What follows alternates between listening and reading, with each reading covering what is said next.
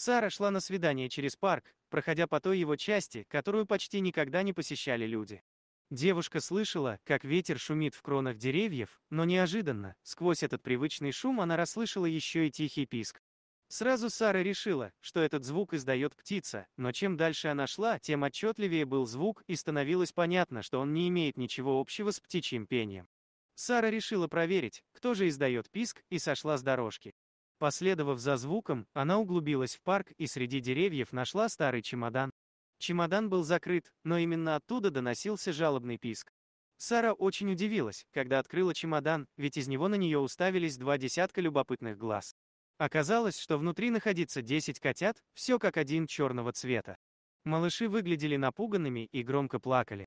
Сара сразу же решила позаботиться о малышах. Она так разнервничалась из-за своей находки, что даже забыла позвонить своему кавалеру и отменить свидание.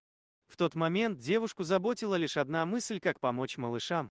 Сара не придумала ничего лучшего, чем вновь закрыть малышей в чемодане и, схватив его, возвращалась к тому месту, где припарковала машину.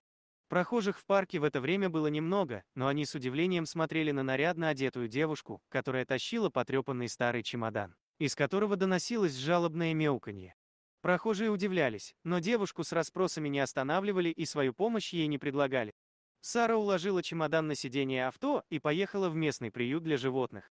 Только после того, как все малыши были под присмотром волонтеров, девушка неожиданно вспомнила, что до того, как услышать необычный звук, она шла на свидание. Волонтеры сразу же принялись ухаживать за котятами. Для начала малышей накормили и обработали от паразитов. Все животных осмотрели ветеринару, к счастью, никаких проблем со здоровьем у них не нашли. Когда котята немного подросли, им устроили фотосессию и снимки вместе с их историей разместили в соцсети.